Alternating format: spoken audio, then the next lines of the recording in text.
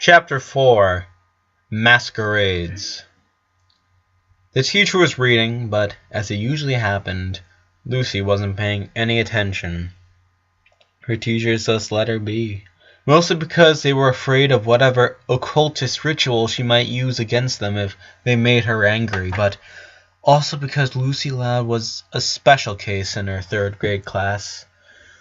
She was one of the few kids from this new generation that seemed more interested in reading books and playing with her cell phone. This, at such an early age, made a great difference. It was obvious that third grade's contents were no challenge for her. She read better than most kids her age, and most older kids as well. She had great imagination, and her reading comprehension was impeccable.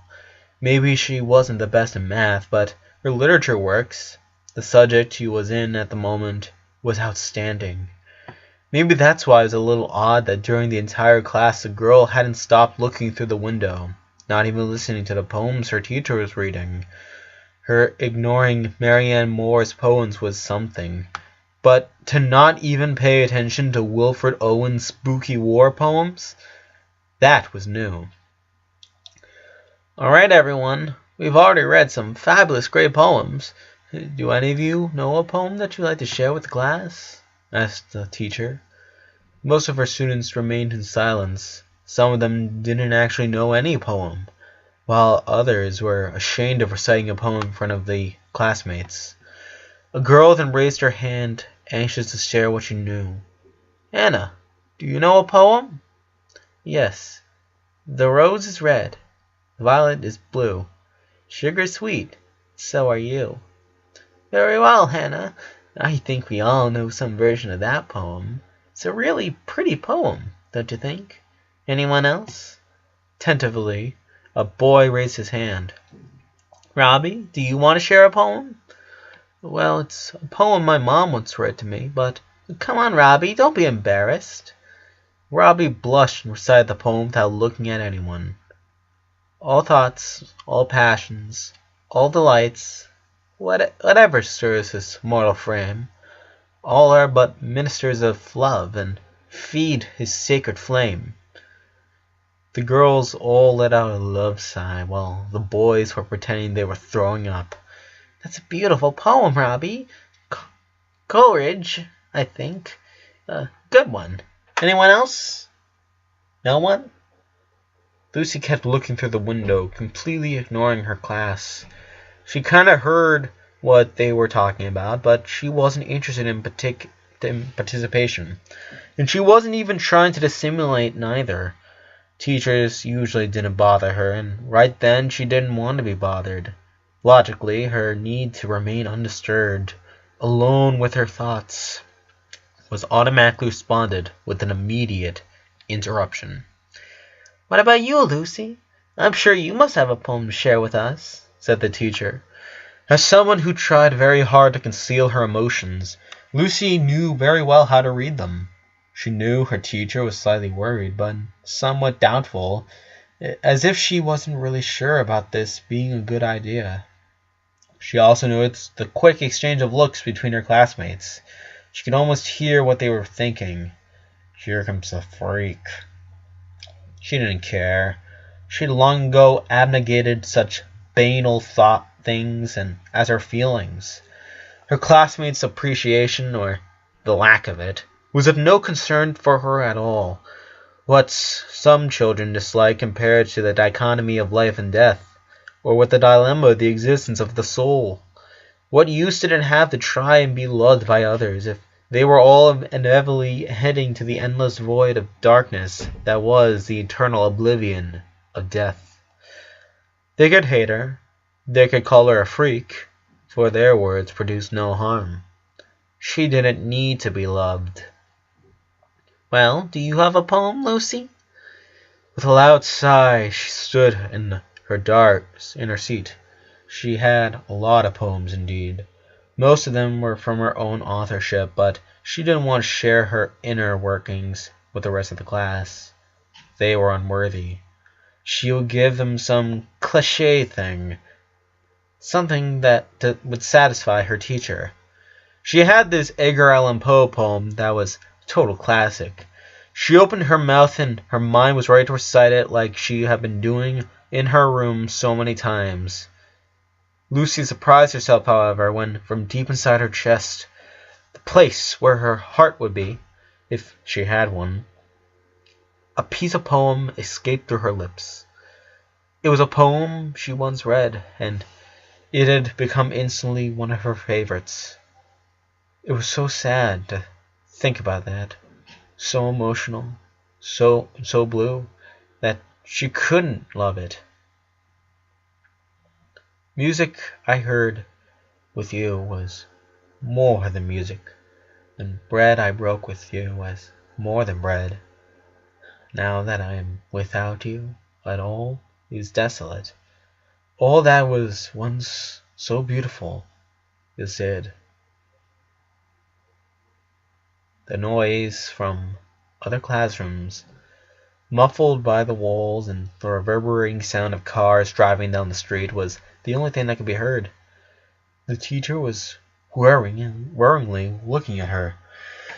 Her classmates understood the main theme of the poem and were a little shocked, and some found themselves containing their laughter. They wouldn't say anything right then, not in front of the teacher. They all knew, however, that during recess they were going to be talking about how much of a freak Lucy Loud was being. When she finally sat down on a chair and the metal slid on the floor ceramics, the teacher reacted. Wow, Lucy, that was... it was very well recited. That's fantastic. Yes, very well. Everybody write down your homework, please. Next class, you must all bring a poem that has at least 2 strophes, and you must write what you feel when you're reading them. Lucy wrote down that simple homework and once again looked through the window. No one bothered her again for the rest of class. As soon as the recess bell rang, Lucy took her notebook. Moving as only she knew, she managed to get out of her classroom and into the playground without being seen.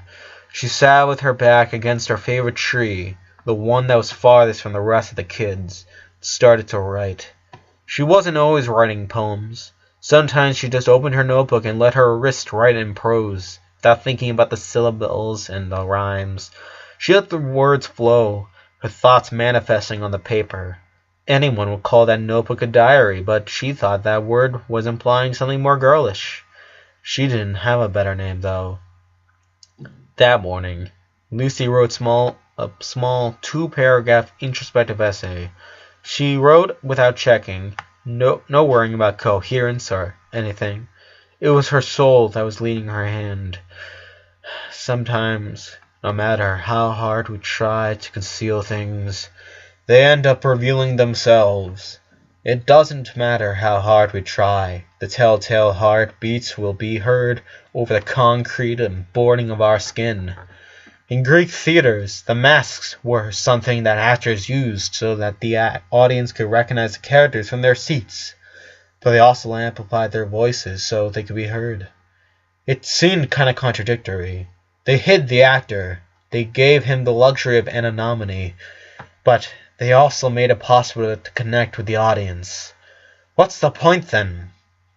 Do our masks only exist so we can connect better? What about what's under our masks? For years I've been adopting the beyond as my refuge. I see, immutable, shows my older sisters couldn't stand without screaming. I read poems my teachers couldn't read without crying. I think about things most people try to avoid, afraid of the conclusions they might arrive at. I feel comfortable in depressing environments, filled with sadness, pain, and death. I've adopted darkness as my ally, my refuge. I live convinced that this is what I am.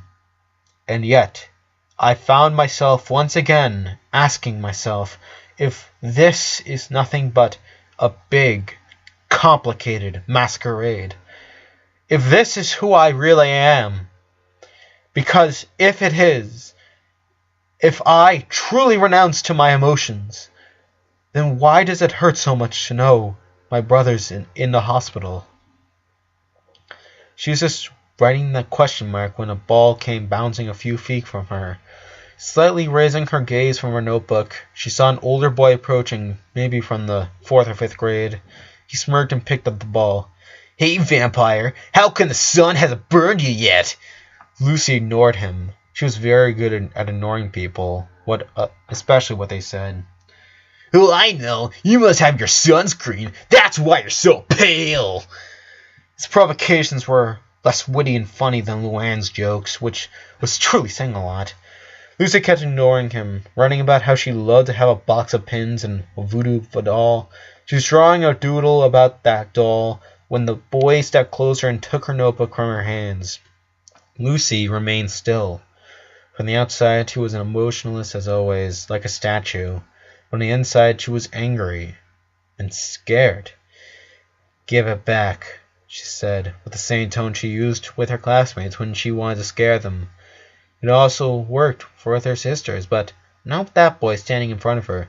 "Ooh, spooky," he mocked. "What you gonna do, hex me?" "You're dangerously walking beneath the sword of Damocles. One misstep and the edge of its blade will fall upon you with the swift might of justice." That had to do it, because she didn't know what else to do. It was the first time an older boy came to bully her. Despite the serenity of her words or how calm she looked, she was actually trembling inside. Who would help her? She didn't have any friends to stand up for her. Lola and Lena would totally do it, and she was pretty sure that they could take that bully down in a second, but their playground was too far away from that tree. In moments like that, being all alone was starting to lose its appeal. She could only hope for her dark and monotonous words to scare or at least confuse the boy, so he decided to leave her alone. Unfortunately, the boy started to laugh. "What does that even mean? I literally had no idea what you just said." The fury of mind, rejoicing in its own ignorance. "Did you just call me ignorant?" "Wow, maybe you do understand English after all," she said. "Listen, you freak," said the boy, stepping forward. "I'll give you 5 seconds to apologize. Otherwise, I'm gonna..." He didn't get to finish his phrase. After a thud, a punch that leapt him out of the air, and some judo grabbing, the boy ended up on the ground, his face mere centimeters away from a very angry girl face. Lucy couldn't fully control her emotions, and her mouth opened with surprise. She looked at the girl that was defending her. "Okay, now you listen carefully. You're gonna drop that book, stand up, and you'll run away as fast as you can until I can't see that ugly face of yours. And you better keep away from this little girl. If you dare to even look at her in a hostile way, I'll leave your face so unrecognizable your parents will have to check your dental records to be sure it's you. Let everyone know, Lucy Loud is off limits to your stupid pranks and bully bullshit. Was I clear?" "Yes," said the boy, almost wetting his pants. "What the heck are you still doing here?" yelled the boy, raising her fist. With a very girly scream, the boy stood up and ran away. The girl took Lucy's notebook and, shaking off the dust, she handed it to her. "Here you go." Lucy finally snapped out from her surprise, and her face was all serious once again. "Thank you," she said, grabbing her notebook and pressing it against her chest. "You're welcome. That bully won't be messing with young girls anymore," she probably said, waiting for comment from Lucy. But that comment never came, for the gothic girl had just remembered the girl in front of her. "I think I didn't introduce myself," said the girl, trying to carry the conversation. She extended her arm with a smile. "I'm Ronnie Anne," interrupted Lucy. "You punched my brother's eye a few weeks ago." "Oh," she said, losing her smile. "Well, it's complicated, but he sort of forgave me. We're cool now. I mean, we're like, he talks a lot about you." "What? Really? What does he say?" she asked happily and excitedly, before regaining her cool pose. "I mean, yeah, not that I care, of course. I heard him talking with Lori. He says you're a rough extroverted and the toughest girl he knows, but he also says you're funny and really easygoing when you want to. He sounded very happy when he mentioned that you're still really sensitive inside." Lucy noticed how quickly Ronnie Anne was blushing. "Yeah, well, aren't we all?" Lucy didn't answer her. She kept looking at that girl. Like everyone else, she seemed a little nervous, but not because she was scared of her. It was like she was waiting for something, like she had something to say, but she didn't know how to say it. Out of curiosity, Lucy decided to keep the conversation going. Thank you for helping me with that bully. Good thing you were walking around here. Well, actually, I was kind of looking for you, said Ronnie Anne, grabbing her arm and looking down. See, your brother didn't come to class, and his friend Clyde doesn't know where he is either, and he's worried, you know, Clyde. He's his best friend, and, well, I thought that maybe I could find out what happened, so I can tell him, right? So, Lincoln's sick, simply said Lucy. Ronnie Anne's face adopted a worried look. Sick? Like, really sick? Or just a flu sick? Lucy would have answered her, but she didn't really know the answer. The right thing to do is probably just tell her the truth, that Lincoln was hospitalized since yesterday morning, and they had no news about him, that they haven't even heard about him, or his parents, since for the last 12 hours. The girl looked really concerned, and Lincoln would probably be okay with telling his friends what was going on, but if Ronnie Anne cared about Lincoln as much as Lucy thought she did, then telling her all this would just make her worry, and Lucy knew firsthand how awful it was to be that worried about a loved one. He may not come to school for a few days, but he's okay. Ronnie Anne relaxed a little after hearing that. Oh, great. I mean that he's okay. Well, I guess I'll go tell Clyde. He was worried, you know, said, emphasizing the he. Don't worry. Your concern will remain a secret, just like this whole conversation, assured her Lucy, while she opened her notebook again. Both girls remained in silence, Lucy writing and Ronnie Anne standing, not knowing if she should say something else or just go. Right then the bell rang. Lucy closed her notebook and stood up. She walked past Ronnie Anne without saying a word. Hey! She called her. Lucy turned to look at her. Someone picks on you again? Just tell them they're gonna have to deal with me, all right? Said Ronnie Anne with a smile. I'm the only one who can mess with Loud. For the first time that day, Lucy let her lips curl into a smile. Indeed you are. Thank you. She walked away thinking about this rude, aggressive girl, so caring and worried about Lincoln. Lucy wondered if Ronnie Anne was aware of her own masks. Maybe they had more in common than it seemed. Laurie better get here soon. I need to work on my makeup, said Lola, looking herself in the mirror. You just worked on your makeup an hour ago, told her Lena as she was hugging a frog she had found in the playground. Duh, a princess is always working on her makeup. Perfection requires maintenance. You know what your skin requires. Frog slime, she yelled, chasing her twin. While the twins were running and screaming around the school's entry, Lucy was sitting on the stairs, waiting for the family van to show up so they could all go home. She repressed a smile when she saw it coming down the street, but the impulse to smile only lasted an instant. Now she immediately noted Laurie wasn't driving it with all her older sisters from high and middle school. It was her father, driving an apparently empty van. Daddy! Yelled both twins, dropping their little persecution. Mr. Loud hugged her daughters. We missed you! I miss you too, girls, he assured them. Now, why don't you get in the van so we can go home? How's Lincoln? Asked Lena. Can we go see him? Asked Lola. Mr. Loud stood up and opened the van door, showing that Lisa was already there. Of course we're going to visit him, but the visit schedule is later. If you want to go, you'll have to behave and do your homework, okay? Yes, said both, getting in the car without fighting. Lucy, come here, sweetie. She entered the van and sat on the nearest seat to the driver. As soon as her father drove away from the school, she started asking him questions. Why didn't Laurie come to pick us up like usual? I offered to do it, she asked, trying to downplay it. And why aren't you at work? Because I asked for a day off. Why?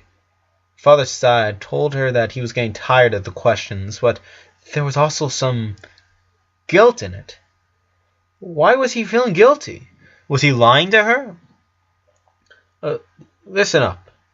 Your brother's in the hospital, and, well, your mother is staying with him to make him some company. And I thought it'd be better if I took a day off. Alright? Where are Lori and the others? At home. How'd they get there so fast? Didn't they go to school? Well, Lucy, I'm driving. We'll talk when we get home. Maybe it was how stern he tried to sound. Maybe because she was getting tired of asking so many questions. Or maybe it was the resignated and sad tone underneath his voice that did it. But whatever it was, it made Lucy stay quiet for the rest of the drive. When they finally reached their house, their father told them that Lori was making lunch, and it would be ready real soon. The twins decided that nothing would cheer Lincoln up more than some drawing, so they ran to their room to prepare their art, which probably meant a lot of crayons, glitter, and glue. Lucy stood still at the hall. Something was odd. She didn't know what it was, but as soon as she stepped inside the house, she noticed something different. Like a different energy, a different atmosphere, as if the daily energy had suffered a major change. It was hard to explain. She knew that lunch was going to be ready soon, but she still took her notebook out and a flashlight, ready to go into the vents to try and write something. Her day, that had already started with enough problems, had managed to make her even more worried. She urgently needed a comfy, dark, closed space where she could write her poems undisturbed. Before going up to the vents to try the flashlight, obviously the batteries were spent. She didn't start looking through her room, but she didn't find any. When she walked next to the window, she saw something in the backyard. She cautiously looked and saw Lynn standing in front of her punching bag, the one she used to practice her martial arts. Although it was her roommate, and she should be used to it by now, Lucy couldn't help but be surprised at the energy her sister had. Like, right then. If the punching bag had a pain sensor, it would have thrown the towel at least 6 times in the few seconds Lucy had been watching. Lynn was throwing punches, kicks, knee strikes, and elbows at incredible speed, not even stopping for a second. Lucy had never seen her practice with such violence. She usually made more paused movements, more serene maybe. She looked like a real karate master, especially with what she was wearing. Lucy turned around to look at Lynn's pile of sports equipment. Her karatagi was right there, on top of it. And that was really weird. Lynn always practiced with her karate suit on, even when she was doing kickboxing or something like that. She said that everyday clothes could not stand that kind of energy. She looked at her sister once again. She was now extremely close to the punching bag, applying a series of short but strong punches, like she was trying to mess up with its liver or something. She slowly began speeding down until her arms were just hanging from her body. She had her forehead resting on the punching bag. Judging by the way her chest was moving, she seemed to be really out of breath. Well, there was another explanation, but Lucy knew Lynn was a really tough girl, even more than Ronnie Anne. She was probably just catching her breath. Since there were no batteries in the room, Lucy sighed, knowing she'd had to ask one of her sisters. The first thing she did was go to the room right across the hall. Lily was sleeping in her baby crib, while Lisa was reading a big blue book that was titled Neuroscience for Complex Brain Disorders. As soon as Lucy entered the room, Lisa's wristwatch started to beep. She immediately looked up from the book and saw her sister. Lucy sighed. She couldn't scare Lisa, not since her wristwatch had an alarm every time she entered the room when she was in. Hi, Lisa.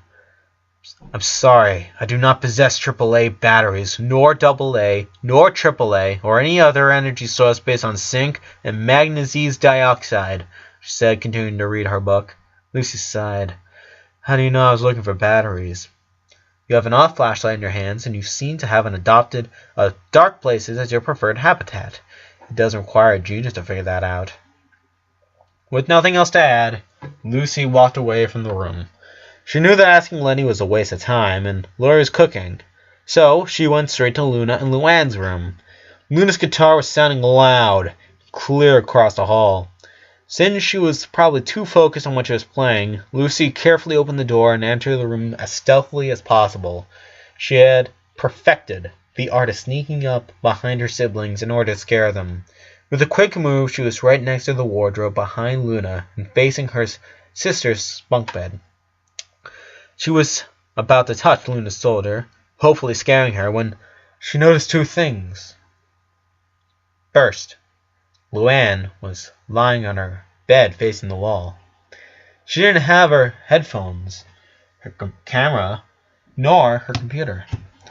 And she didn't seem to be looking at her cell phone. What was she trying to do? Get some sleep?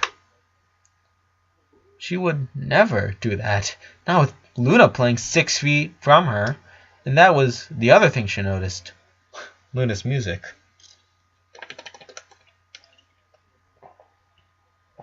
It wasn't unusual for a guitar to sound clean, with no distortion. But Lucy couldn't remember her older sister ever playing a song that was so sad. A love ballad?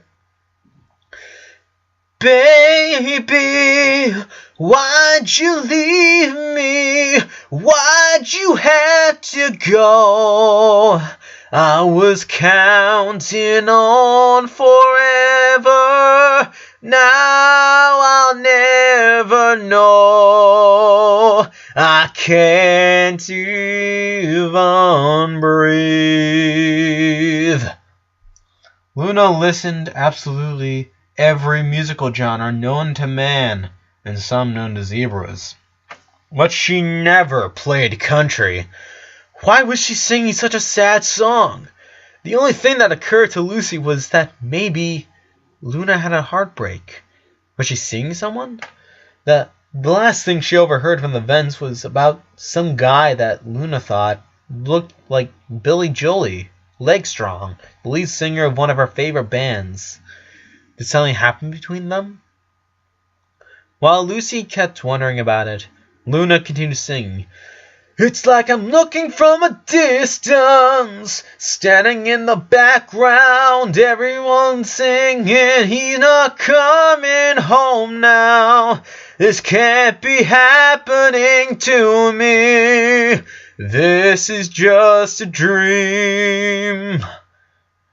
The way she sang, the passion and energy she put in her strumming, and how her voice was cracking, unsettled Lucy.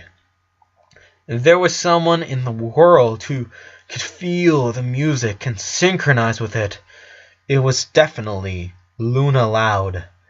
But this felt too much, too personal. Lucy's sigh was unheard, hidden by her sister's chords. Luna and Luann didn't even notice the door opening once again. Resignated to not getting her batteries, she decided to read in the tub, her second favorite place to be quiet. She entered the bathroom and positioned herself. She opened her notebook, placed a pencil on the paper, and waited for the words to flow. But they didn't. Although her mind was full of awful thoughts and sensations that practically granted a successful poem, she simply couldn't write. It might have been a writer's block like she often had, but she actually knew that she was just too worried to write.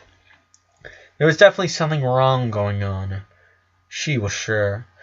It wasn't just about not having news from Lincoln. Something was wrong with her sisters. They all had their school clothes, and they had all prepared that morning to go to school, but there was no way they could have arrived home and then had their father drive back to pick up the little girls. It made no sense. It was just something unachievable in that little time. It wasn't normal neither for Lori to cook lunch, nor for Lynn to practice without a karatagi, nor for Luna to play such a sentimental country song, nor for Luann to just be lying on her bed doing absolutely nothing. Something had happened. But what? Then she heard a muffled noise coming from the vents. A few weeks ago, the Loud House had an incident when, after eavesdropping on the vents, the siblings thought that their parents were getting rid of them. Since that day, they all had promised that they weren't going to eavesdrop again, but curiosity got the best of her. Lucy carefully let her notebook aside and crawled near the vent's grating. It was undoubtedly her father's voice. She should have ignored it. She should have walked away. She shouldn't have drawn her ear closer to the vents, and she shouldn't have tried to understand him.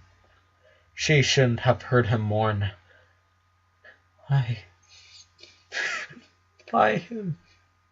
Why, my Lincoln?